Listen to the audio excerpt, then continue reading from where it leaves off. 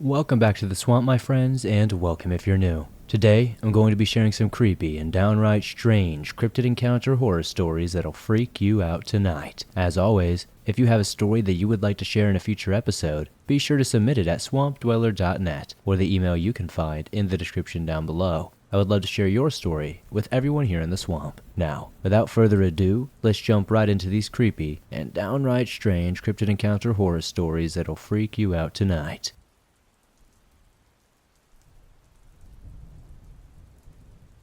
A Creature Outside My Window by StarlessEon. I was between the ages of 10 and 14 when this happened. Growing up, I lived on a dull street in a middle-class one-story house. My bedroom faced the front veranda, which had many plants. Just around the corner and down the hall from my bedroom was a study used as a spare room and computer room. I used to watch TV in that room, and on this particular night, it was boiling, so I opened the door to the veranda. There was a thin fly screen with no lock we would pull across when the door was open. It was so hot when I went to bed that I kept my bedroom windows and curtains wide open. I was having trouble sleeping and laid there staring at the ceiling. Then I heard what sounded like someone walking around on the veranda. The ground was cement pebbles, and there was a lot of dirt from the pot plants, which made a distinct sound when you walk on it. At first, I assumed it was one of my parents, but it was very late at night, and that wouldn't have made any sense. I craned my neck to look out the window. I saw a gaunt, skeletal hunched-over figure slowly shuffling towards my bedroom window in the dark. It made a raspy sound as it shuffled around. I was sure it couldn't see me, but from how its head was moving, it looked like it was searching for something. Despite this reasonably creepy thing happening outside of my bedroom window, I still felt somewhat safe in the comfort of my bed inside my locked house. Then I realized I had left the study door open. All that stood between whatever the hell this thing was in my house was a tiny screen door with no lock. I knew I had to lock that door, and I had to do it fast. This was almost at my bedroom window, and would soon be at the study door. I slid out of my bed and crawled on my stomach out of my room and down the hallway to the study. As I reached the door, intending to close it quickly, I realized my mistake. I would have to open the screen door to get the door to close. From where I was lying, I could see this thing hunched over and peering into my bedroom window. I think it heard or sensed me lying there because it turned and shuffled over and bent down to where I was lying. I held my breath as this thing put its face right against the screen and peered in at me, its raspy breath sounding like death. In the dark, I could make out part of a face, but it looked gaunt and sickly, either with very thin or no skin. I couldn't see any eyes, or they were simply empty sockets. I didn't move as its face pressed against the fly screen, seemingly looking at me. Suddenly, its face distorted in terror, its eye sockets and mouth opening wide. It let out a blood-curdling shriek, a shriek that sounded like fear, and it bolted off into the night. I lay there silently, frozen in fear and disbelief over what had just happened, listening to ensure it was gone. As soon as I dared to move, I opened the fly screen, shut it, and locked the veranda door. And I returned to my room, shut the windows, and drew the curtains. I kept peeking through the curtain, expecting it to return, but for some reason, it never did. I've thought about this encounter ever since, and I've never been sure of what to make of it. I never told anyone about it either. I don't even know where to begin, and I never really understood why it reacted in fear when it saw me. The Shadow Creature by Mario H. Hey everyone.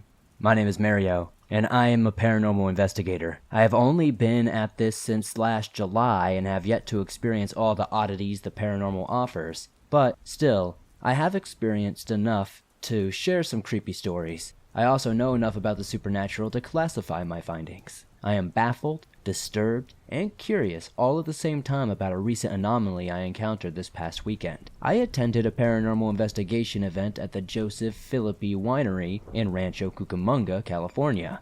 The evening I had its fair share of weird disembodied voices, footsteps, light anomalies, and even some random apparitions. I'm not really ready to say any of these are definitive proof of existence, as I'm not thoroughly reviewed any of this stuff and I investigate with a level of skepticism, but all those occurrences aside, the one unknown oddity of the evening has left me somewhat disturbed about what I witnessed lurking in the shadows of Alana House, the last area we investigated that night. Let me preface this discovery by stating that while I did see this shadowy creature being with my own eyes, my fiancé also saw the same thing. We kept quiet about it until leaving the building, only stating that we both saw something in there, but not elaborating on what we saw so as not to influence our descriptions. As we exited the area, the other people in our group walked by when we suddenly saw a lady from our group with her guest who pulled us aside and began to recount her happenings within the Elena house as we had investigated. She described hearing, near the end of the investigation, sounds of someone walking behind her in the empty room. Please keep in mind the building is undergoing reconstruction and there are no residents in the house. All that stands are wooden beams in door/window frames. She also described hearing the sound of heavy breathing and said she felt whatever was there was pushing down on her soul. Those were her words, the words she used precisely. She appeared very disturbed and unnerved by the event. We both agreed we had seen something in the house but did not describe anything to each other. With hesitation, mainly due to being dumbfounded by what I saw, we sketched a drawing of the quote-unquote entity. It is so imprinted in my mind that I had to share this experience to see what people think. Hopefully someone else has seen something similar to what I've seen and can share their knowledge. I saw a dark, shaded figure lurking in the darkness just behind our group. We were about 15 people centered in one room in a circle. The creature had elongated, muscular arms, legs with longer than average fingers, toes, and fingernails. Despite its muscular limbs, the torso was emaciated to the point that the outline of its ribs, I put quotes around ribs because I'm not sure if this thing was even human enough to constitute it as a rib cage, was visible. Its head had large, hollow, empty, and dark eye sockets.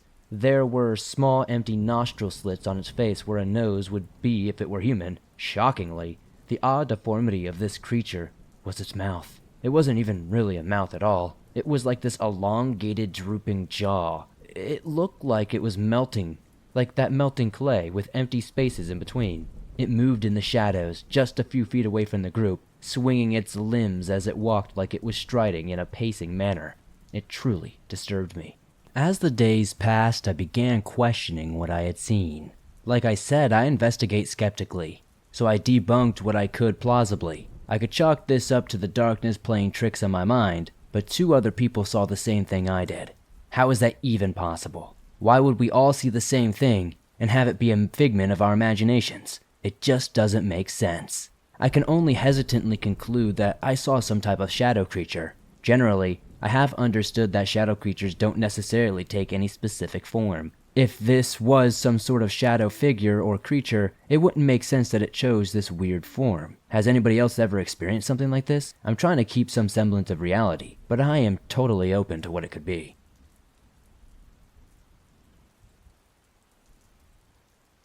My friend is Mohawk raised, Seneca native. He has received some training in shamanism, has a full kit, his mask, full regalia, the whole deal. One evening, my girlfriend at the time, H, this guy, C, and I were at a local conservation area. He felt a presence and expressed an interest in returning at night to hold a ceremony. We agreed and returned 2 weeks later. There are wooden stairs set in the ground leading to the top of a lookout area, which at the time was under construction. We arrived at midnight, climbed the stairway and crested the hilltop. He dressed in his regalia, lit some sage, and began to chant in Mohawk. The vibe changed immediately. I remember scanning the tree line as I looked around the area. On a second pass along the line, one of the taller silhouettes was gone. Had some 10-foot person or entity been standing there between me and the trees? Before I could begin to wonder at this missing hump in the dark tree line, C had stopped his chanting. Something is here. I think it's a shaman spirit. He turned and began to chant again. At this point, I was looking down the hill, and I suddenly heard a screech. The best description I can think of is a garage door in desperate need of oiling, closing loudly. Then we heard it again. H turned toward me with her eyes wide and said, "It's getting closer." The thing proceeded to approach us. Somewhere above in the trees in the forest to our right, it was calling in regular intervals as it approached, this loud, screeching noise. As we tracked it with our ear, we looked straight at each other in the dark, and then straight up. The regularity of the cry meant the next one should have been directly overhead. There was nothing above us against the starry background, and no further cry was heard. C wrapped up his ceremony. He gathered his things and we started to leave. He told us he had a vision of a red wolf watching us from the forest. He thought whatever the spirit was powerful and not benevolent. I made it to the stairs before C and H proceeded down them. A few steps in, and the flashlight showed a black mass on the stairs that most definitely had not been there when we came up. A crow wing. Not a feather or parts of an animal. Not like something had been eating it, but an entire wing. I remember towing the edge to make sure it was legit. C came up behind me. Please tell me you didn't touch it. When I told him I had used my shoe to nudge it a little, he immediately got out a sage and washed the smoke all around me and a full body smudge, chanting in Mohawk as he did so. Then we went back to the car and back to town. We commented that it still felt just as weird in the car as it had in the hilltop. We dropped C off at his house, then my girlfriend H and I went home. When we got home, I go to bed and H says she is going to read in the living room for a bit. I kiss her goodnight and go to bed. Sometime later I am awakened by a quiet knock on the door. I say come in. I assume that it's my girlfriend, but it's my friend C. He looks scared.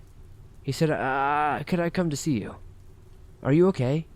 He told me that it followed us home. What do you mean, C? He described that he had gone to bed shortly after we dropped him off, fell asleep and was awoken suddenly because he could not breathe. There was a pressure on his chest, like something or someone was sitting on him, trying to suffocate him. As he strained for breath, just as he was worried about losing consciousness, the pressure would lift. He would get 1 or 2 deep sucking breaths in, and the weight would return. He finally decided to come to see if we were okay, and maybe if we could fight back together if I was not. I told him I had been sleeping fine, but if he wanted to stay, he was welcome. He said H had already agreed that was a good idea and would sleep on the couch. C laid down beside me. Also, as soon as he did, I felt it. My chest was constricted by an unseen weight. I could not take in air. C grabbed my hand as I noticed he was not able to draw in either, and over the next long while, the same thing he described was happening to him at his place happened to both of us at mine. Pressure and gasping. And just when our lungs would begin to burn with the need of air, the pressure would be gone. We would get 1, maybe 2 deep breaths, and slam. That unnatural weight was on our chest again. Over and over and over. Eventually the assault either ended, or we passed out. I remember waking up at some point much later feeling someone beside me, remembering C and being surprised when I saw H laying there. I remember saying, "Oh, it's you," and hearing a questioning mumble from her before sleep overtook me again. The first thing the next morning, H asked me what I meant when I said, "Oh, it's you." I explained that I was surprised that C had left. "C?" she says, looking over at me like I am crazy. "Yeah, when did he leave?" "He never came over." I was insistent that he had. I know the difference between reality and dreamland, but no, apparently I had a very, very vivid but totally normal nightmare. Nothing to worry about. Chalk it up as the strangest dream experience I had ever had, and we go on with our lives. 2 days later, H comes running into the apartment after work. She is a barista at a very cool indie coffee shop downtown that C and I both frequented. She explained that C had been in, and I was to go to his place immediately. Why? H, is everything alright? She looked uncomfortable. Not exactly scared, but not okay either. She refused to give me any more details, and to this day I am so grateful she did not. She just explained she had sent him home and told him to wait for me there. I get in the car and head to C's house. I knock on the front door and his mom lets me in. I head to his room and into the back. I knock and enter. "Hey man, how's it going?" he asked. I tell him I'm fine. I just wondered if everything was okay. You were gone when I woke up the other day. Immediately a tingle went through my body and chill iced my spine. Excuse me? Yeah, you came over the other night, after you dropped me off because something had followed us home and was suffocating you as you slept. When you laid down with me, it started hitting both of us. It still gives me chills to this day. C had come into the coffee shop that afternoon and asked H if I was okay after leaving his place. She expressed some interesting confusion. She told her his story, and without saying a single word about me or my experience, she told C very calmly that she was done with work at 5 and would very much appreciate it if he could be home around then because she was sending me there as soon as she got home.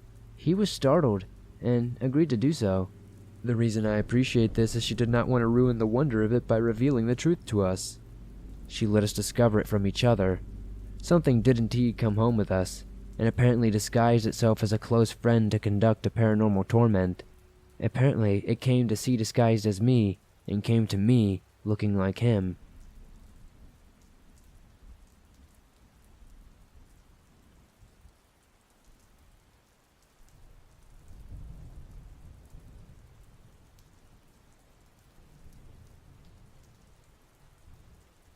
To start this story off and to give a little insight about me, I'm an 18-year-old female who grew up in Michigan and have lived in the country for as long as I can remember.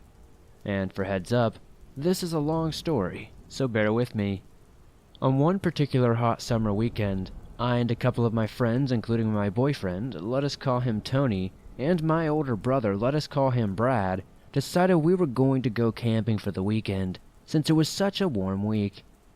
Tony's parents had owned a cabin way out in Ludington, surrounded by a huge wooded area, with a personal lake and no neighbors for at least 4 miles. But being stupid teenagers, we did not really think about that. All we were ready for was to party, as any normal teen would. Well, after being there for 2 hours, our fun had started. Tony's friends had brought tons of alcohol and weed to last us for the weekend, so we would not be bored since we had no cell service out there and only movies to watch. After it got around 12 a.m. and it was pitch black outside, we had a huge bonfire going. It was a total of 6 people, including me and Tony.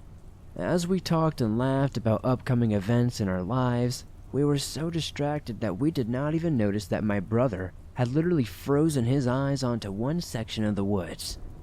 Mind you, we were all a little bit intoxicated and kind of high at the time. Eventually, our talking ceased when Tony realized his friend and my brother had an emotionless expression. "Hey dude, you alright?" he asked Brad. Silence was all he got in reply. Brad did not reply or even make any movements that would indicate he had been heard. After that, I started to get scared as well as the other 2 girls there. It took a lot for my brother to act that way. Eventually, I was the first to catch on that he was excessively staring into a certain spot in the woods. I turned my head and followed his gaze the best I could, and when I finally caught on to what he was staring at, my heart dropped. There was, at first glance, a dog. At least that's what I thought it was. It was some person's dog that had wandered off, right? But then my brain kicked in and I realized there were no neighbors for miles. So how could there be a dog? My mind started to race while Tony still tried to get Brad to speak or even move.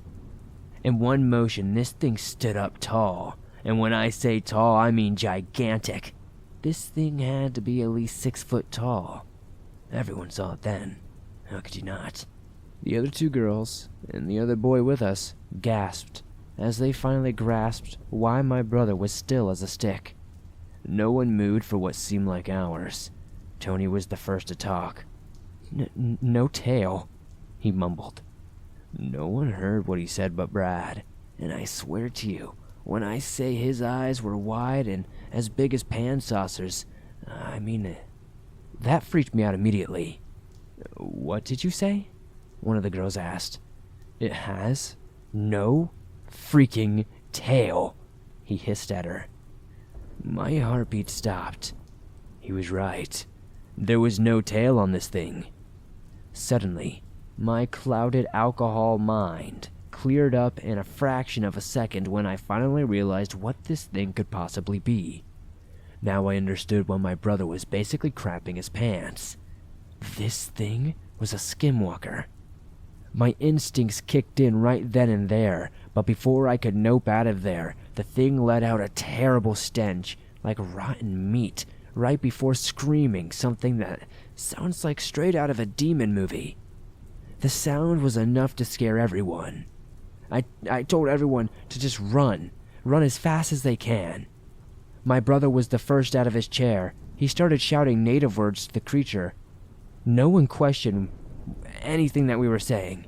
They just saw how deadly serious we were. He has never seen me so scared. Tony was absolutely baffled, so he knew it was a bad situation. We all hightailed it to the cabin with my brother in tow, still shouting native words at the creature. It seemed to keep it at bay, while it gave us enough time to get inside. He slammed and locked the door before turning off all the lights and grabbing special ash from the kitchen counters and starting to throw at every window and door while chanting. Of course, he had everyone freaked out and basically in tears at the moment. All of us were still in shock for a while, and after he was done, no one said anything for a long time. He grabbed our dad's pistol and had it posted by him for hours. Everyone was entirely too shaken up to even question what happened.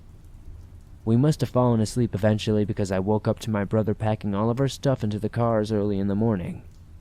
I understand why. We have a native family. We knew that we were dealing with something way too strong for us, and we knew it would come back, and maybe not even alone. Before we left, I did one blessing on the cabin and spoke a few calming words to the still very freaked out girls. We left as soon as everything was packed up. To this day, we still have not explained exactly to our friends what happened that night, and they never bothered to ask us either. Through the years, I have met people who were so intrigued by this subject. Some embraced the stories I have shared, and others believed them to just be stories. I had worked with one friend who never really believed in these encounters, and believed them to be just scary stories to tell children. So, it came as no surprise when he would encounter a Skinwalker himself and become a believer in our supernatural beliefs. His encounter with the Skinwalker terrified him so bad that he never doubted anyone's story ever again. He had told me this story the following day at work. He said he had been at home that night when he got a call from a female friend that needed a ride from work, so being a good friend, he picked her up and drove her home. After he picked her up, they began talking on the drive back. It was about a 15-mile ride outside of town. They had picked up a late dinner and decided that they would eat at a spot she liked. As they sat and ate and talked for a couple of hours, he claimed that he heard small taps on the back of his window. Not really paying any attention to it, he said that the taps became louder and more noticeable. After a while, she began to get extremely nervous and told him that it would be better to just leave. As he started up his car, a huge bang came from behind them as if someone had hit them head on. Freaking out, he said he put his car into drive and, like a bat out of hell, wondering what caused that noise, he told her he wanted to pull off to the side of the road and see if there was any damage to his car. Telling him no, and not to do this, and to keep going, they sped all the way back to her house. After about 20 minutes, they finally reached her house, both terrified at what had happened.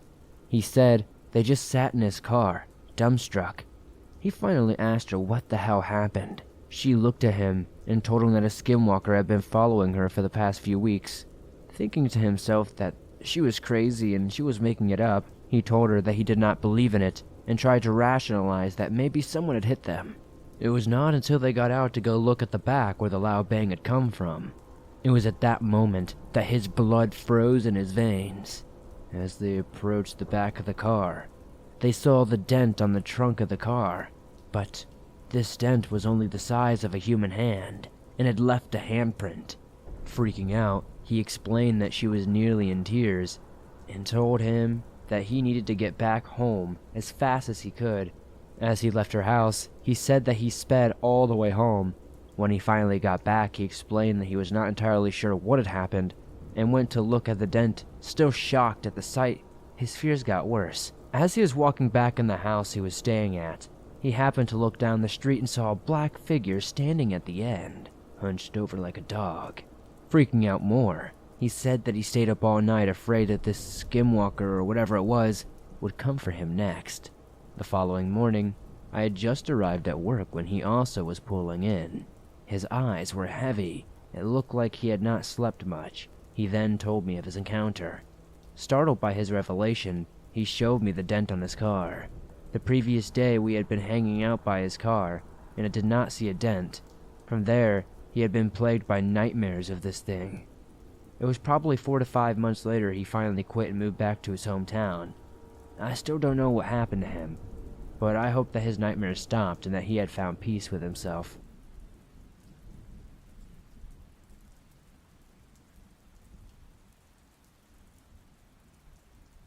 Thanks for listening to these creepy and downright strange cryptid encounter horror stories that'll freak you out tonight.